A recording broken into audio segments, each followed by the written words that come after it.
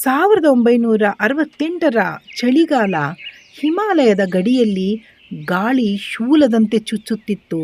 20 ವರ್ಷದ ಧರ್ಮಾರೆಡ್ಡಿ ಭಾರತೀಯ ಸೈನ್ಯದ ಶಿಸ್ತಿನಿಂದಾಗಿ ತಾನು ಸಾಧಾರಣ ಮನುಷ್ಯರಿಗಿಂತ ಬಲಿಷ್ಠ ಎಂದು ಭಾವಿಸಿದ್ದನು. ಅವನು ಅಷ್ಟೇ ಬಲಿಷ್ಠವಾಗೂ ಇದ್ದನು. ಅವನ ಪಕ್ಕದಲ್ಲಿ ಅವನ ಆತ್ಮೀಯ ಗೆಳೆಯ ರಾಘವ ನಿಂತಿದ್ದನು.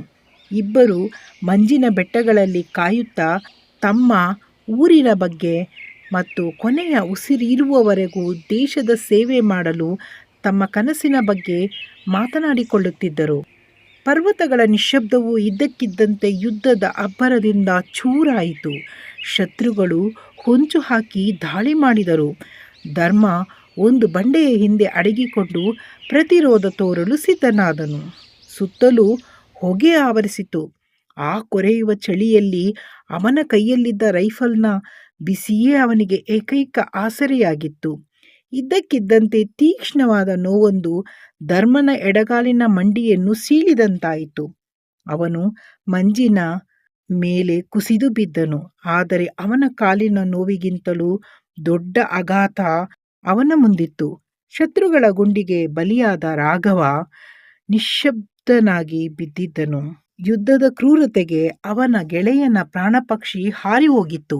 ಸೈನ್ಯದಿಂದ ಹಿಂದೆ ಸರಿಯುವಂತೆ ಆದೇಶ ಬಂದಿತು. ಆದರೆ ಧರ್ಮ ತನ್ನ ಒಡನಾಡಿಯ ಶವವನ್ನು ಹಿಮದ ಬೆಟ್ಟಗಳಲ್ಲಿ ಬಿಟ್ಟು ಹೋಗಲು ಇಷ್ಟಪಡಲಿಲ್ಲ. ಅತೀವವಾದ ಇಚ್ಛಾಶಕ್ತಿಯಿಂದ ಅವನು ತನ್ನ ಒಂದು ಕಾಲಿನ ಮೇಲೆ ನಿಂತನು. ರಾಘವನ ದೇಹವನ್ನು ತನ್ನ ಹೆಗಲ ಮೇಲೆ ಹೊತ್ತುಕೊಂಡನು. ನಿನ್ನನ್ನು ಮನೆಗೆ ಕರೆದೊಯ್ಯುತ್ತೇನೆ ಗೆಳೆಯ ಎಂದು ಬಿರುಗಾಳಿಯ ನಡುವೆ ಪಿಸುಗುಟ್ಟಿದನು. ಮುಂದಿನ 28 ಗಂಟೆಗಳ ಕಾಲ ಧರ್ಮನಿಗೆ ಪ್ರತಿ ಹೆಜ್ಜೆಯೂ ಒಂದು ಯುದ್ಧದಂತಿತ್ತು. ಅವನ ಹಾನಿಗೊಳಗಾದ ಮಂಡಿಯು ನರಕಯಾತನೆ ನೀಡುತ್ತಿತ್ತು. ಹಠಬಿಡದ ಧರ್ಮ ಮಂಜಿನ ರಾಶಿಯನ್ನು ಸೀಳಿ ನಡೆಯುತ್ತಿದ್ದನು.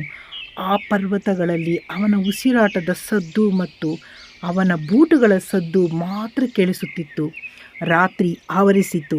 ರಕ್ತವನ್ನೇ ಹೆಪ್ಪಾಗುವಂತಹ ಚಳಿಯಿತ್ತು.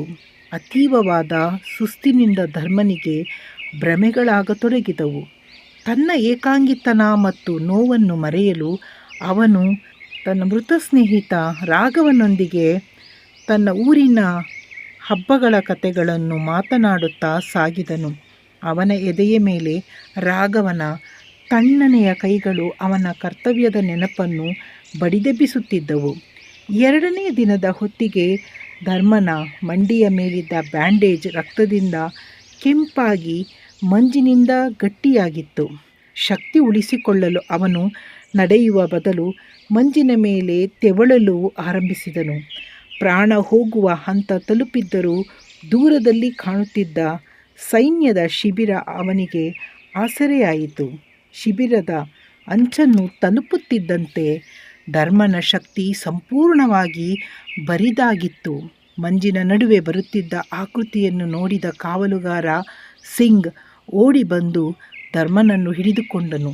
ತನ್ನ ಸ್ನೇಹಿತನನ್ನು ಇತರ ಸೈನಿಕರ ಕೈಗೆ ನೀಡುವವರೆಗೂ ಧರ್ಮ ಹಿಡಿತವನ್ನು ಸಡಿಲಿಸಿರಲಿಲ್ಲ. ಅವನು ಬಂದಿದ್ದಾನೆ ಎಂದು ಉಸಿರಿ ಪ್ರಜ್ಞೆ ತಪ್ಪಿದನು. ಕೆಲವು ದಿನಗಳ ನಂತರ ಧರ್ಮ ಆಸ್ಪತ್ರೆಯಲ್ಲಿ ಪ್ರಜ್ಞೆ ಬಂದ ನಂತರ ಅವನ ಎದುರಿನಲ್ಲಿ ಡಾಕ್ಟರ್ ಸೇನ್ ನಿಂತಿದ್ದರು.